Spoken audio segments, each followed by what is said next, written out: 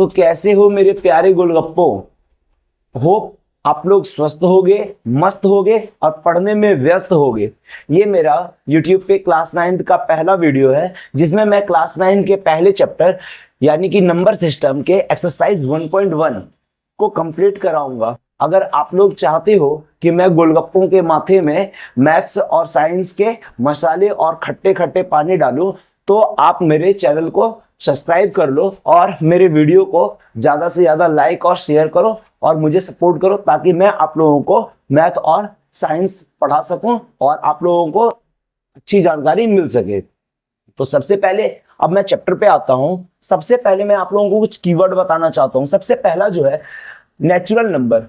What do you mean by natural number? अगर बोला जाए तो नेचुरल नंबर को हिंदी में हम लोग प्राकृत संख्या बोलते हैं।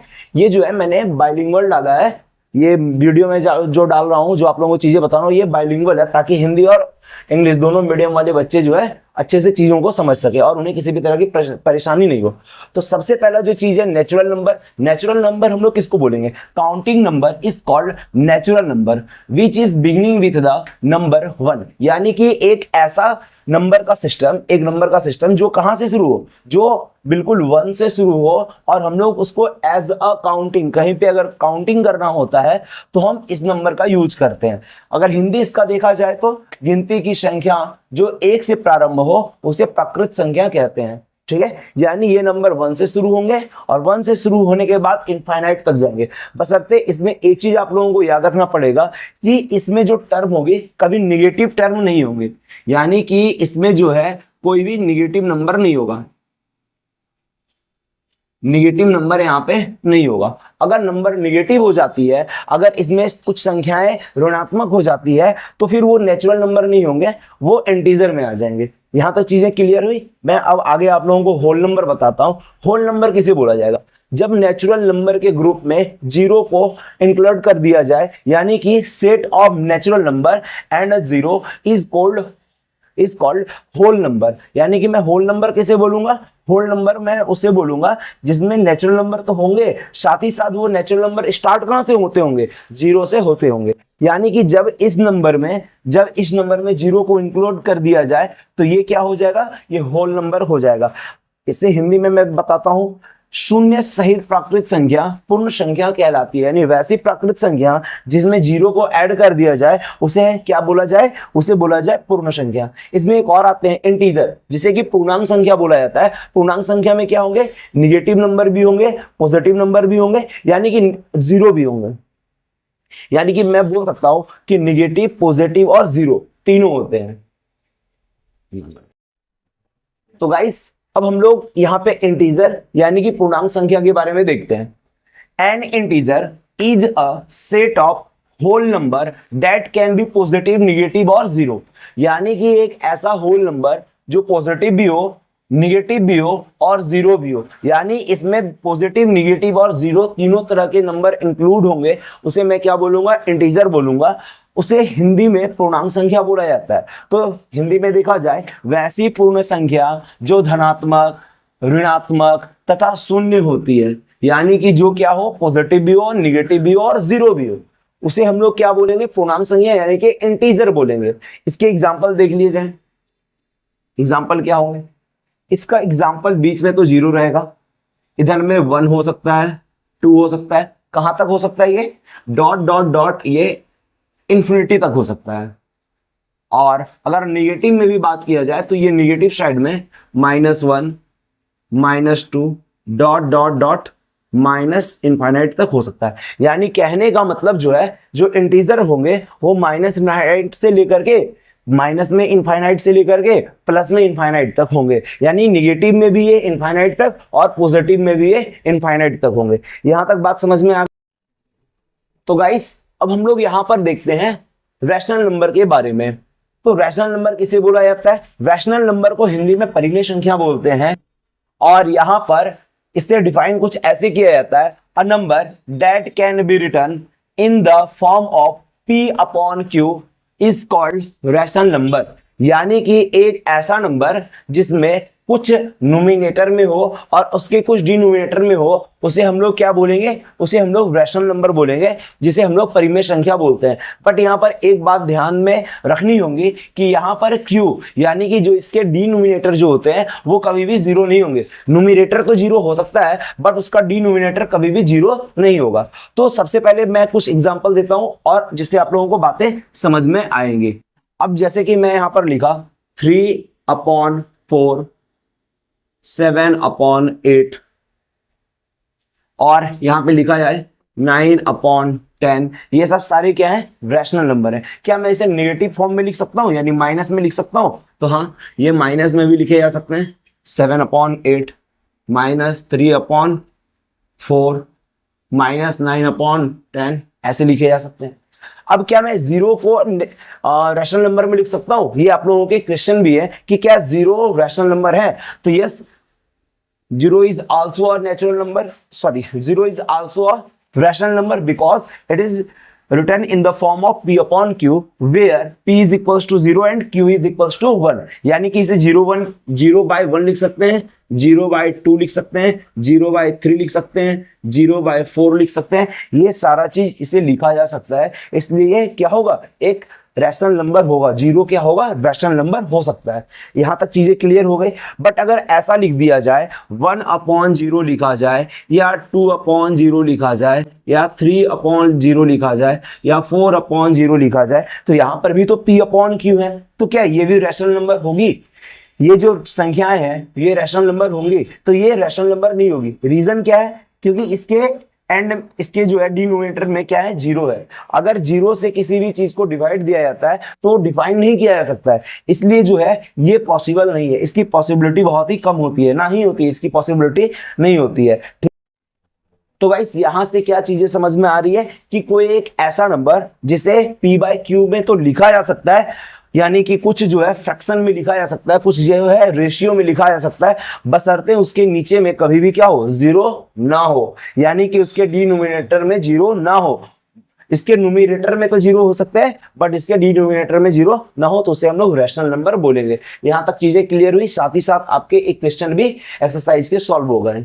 अब यहाँ पर रैशनल नंबर से रिलेटेड कुछ क्वेश्चन देख लेते हैं जो कई बार पूछा जाता है, और मैं आप लोगों को ये चीज बताना चाहता हूँ कि इसे बनाने के बहुत सारे तरीके होते हैं, बहुत सारे मेथड्स हैं, और मैं वैसे मेथड बताऊंगा जो आप लोगों के लिए काफी इजी होंगी और आप लोग बिल्कुल इसे बना सकते हो, कोई दिक्कत वाली बात नहीं है, क्योंकि एनसीईआरटी भी इसी रूल को फॉलो करता है। ठीक है, अगर बोला जाए फाइंड द 5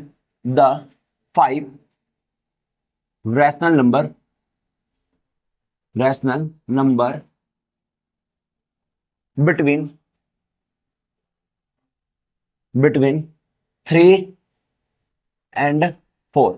मैं यहां पर आपको बुक के क्वेश्चन नहीं करा रहा हूं क्योंकि बुक में एक दो क्वेश्चन ही है, मैं उस टाइप के बता रहा हूं, आप लोग बुक से जाकर भी क्वेश्चन आराम से कर सकते हो।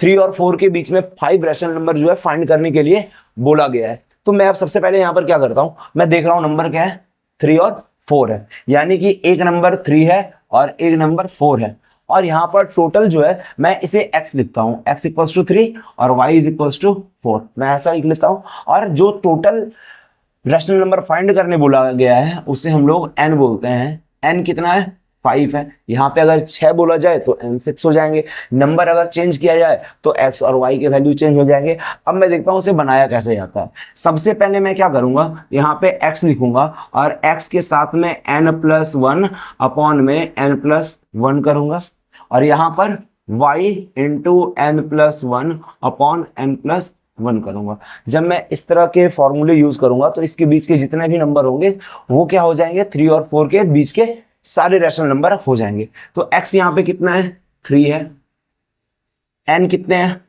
5+1 है, नीचे भी कितना है, 5+1 है। इधर मैं अगर करूं y का वैल्यू कितना है, 4, n के वैल्यू कितने हैं, n तो 5 है अपना, 5+1 अपॉन में 5+1। यहां तक चीजें क्लियर हुई। अब मैं आगे देख रहा हूं, ये 3 हो गए इंटू 5 और 1 6 अपॉन में 6 ये हुए, और इधर में 4 इंटू 6 अपॉन में 6। यहां तक चीजें क्लियर हुई।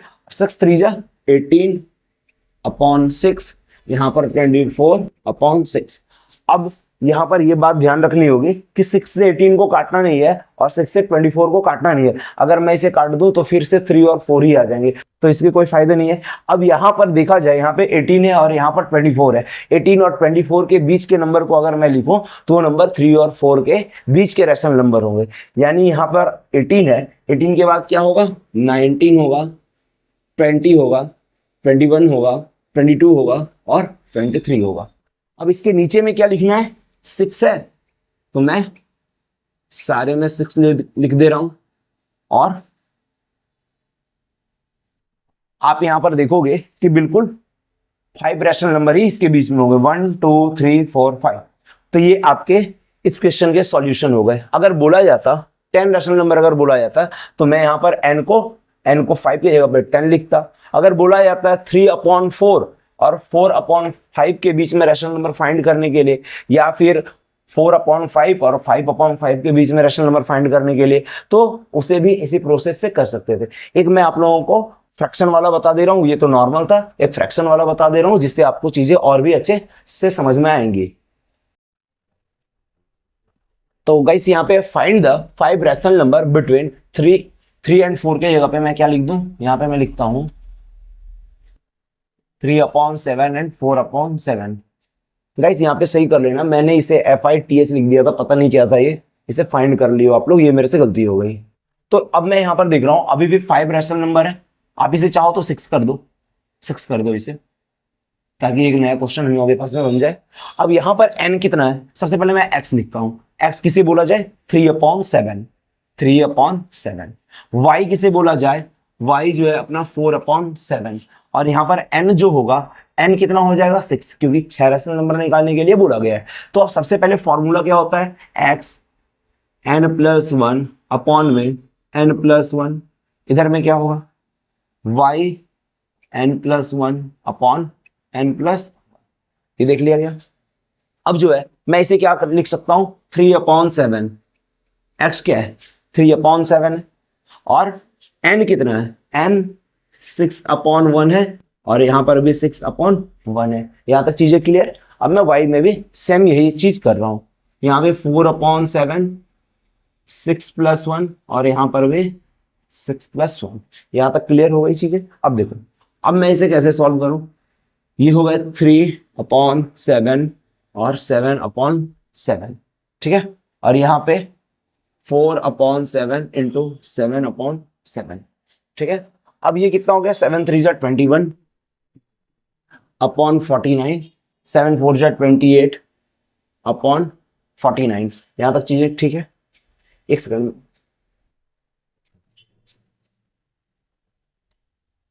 अब इसके बीच के रैशनल नंबर लिखने हैं ना, तो इसके बीच के रैशनल नंबर क्या होंगे, 21 के बाद 22/49, 23/49, 24/49, 25/49, 26/49 और 27/49। ये देखो बिल्कुल 7 होंगे, 1 2 3 4 5 6, सॉरी 6 होंगे, 1 2 3 4 5 6, क्योंकि 6 रैशनल नंबर निकालने के लिए बोला गया था। तो ये उसके आंसर हो गए, ठीक है गाइस। यहां तक सब चीजें क्लियर है। अब मैं आप लोगों को एनसीईआरटी की एक 3 नंबर क्वेश्चन है वो मैं आप लोगों को बता देता हूं, उसके बाद ये एक्सरसाइज भी आप लोगों के क्लियर हो जाएंगे।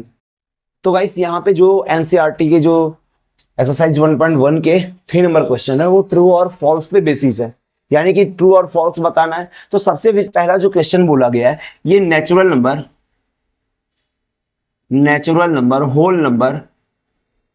होल नंबर और रैशनल नंबर, इन तीनों से रिलेटेड है, रैशनल नंबर से रिलेटेड है। तो होल नंबर और नेचुरल नंबर कभी एक नहीं हो सकते हैं। जितना भी नेचुरल नंबर है सारा होल नंबर हो सकता है, नेचुरल नंबर जो होता है वो होल नंबर हो सकता है। रीजन देखा जाए, अगर मैं इसके रीजन यहाँ पे आप लोगों को बताऊं, तो जितने भी नेचुरल नंबर है सारे के सारे होल नंबर है। क्यों, नेचुरल नंबर 1 से स्टार्ट होता है और ये इनफाइनाइट तक जाता है, जबकि होल नंबर 0 से शुरू होता है और ये इनफाइनाइट तक जाता है। यानी कि ये सारे नंबर मुझे इधर दिख जा रहे हैं। तो नेचुरल नंबर जो है वो तो होल नंबर होगा, बट होल नंबर कभी भी नेचुरल नंबर नहीं होगा। यानी कि होल नंबर जो है वो कभी नेचुरल नहीं होगा। नेचुरल नंबर होल हो सकते हैं बट होल नंबर कभी नेचुरल नंबर नहीं होगा। अब बात किया जाए रैशनल नंबर, रैशनल नंबर जो होता है वो 1/2 होता है, 1/2 हो सकता है, 3/4 हो सकता है, 0/5 हो सकता है। ठीक है, तो यहाँ पर अगर देखा जाए तो होल नंबर में क्या होता है, होल नंबर में जितने भी नंबर होंगे वो पॉजिटिव इंटीजर होते हैं, यानी कि वो जो है फ्रैक्शन के फॉर्म में नहीं होते हैं। जबकि रैशनल नंबर यानी कि जो परिमेय संख्या है, परिमेय संख्या किसके फॉर्म में होती है, परिमेय संख्या जो होती है वो p/q के फॉर्म में हो सकती है, यानी कि ये फ्रैक्शन यानी भिन्न के रूप में हो सकती है। इसलिए जो है रैशनल नंबर कभी भी होल नंबर नहीं होगा। ठीक है, कुछ होल नंबर जो है वो रैशनल नंबर हो सकते हैं, जैसे कि 0/5, इसे हम लोग क्या लिखेंगे, 0 लिखेंगे, तो ये एक होल नंबर हो गया। 5 जो है होल नंबर हो सकता है, होल नंबर भी जनरली इसे नहीं बोल सकते, इसे नेचुरल नंबर बोल सकते हैं। ठीक है, 0 को मैं होल नंबर बोल सकता हूँ। ठीक है, ये रैशनल नंबर हो सकता है, 0 रैशनल नंबर हो सकता है। 5 जो है, 5 एक नेचुरल नंबर है जो कि रैशनल नंबर हो सकता है। ठीक है, लेकिन कभी भी रैशनल नंबर ना तो होल नंबर होंगे, ना तो रैशनल नंबर कभी नेचुरल नंबर होंगे। धन्यवाद गाइस, यहाँ पर आपके जो है एक्सरसाइज 1.1 कंप्लीट होते हैं। आप लोग क्वेश्चन कर लो और इसके बाद में आप लोगों को 1.2 की क्लासें दे दूंगा। ठीक है, तब तक के लिए आप अच्छे से रहें और पढ़ाई लिखाई करते रहें। धन्यवाद।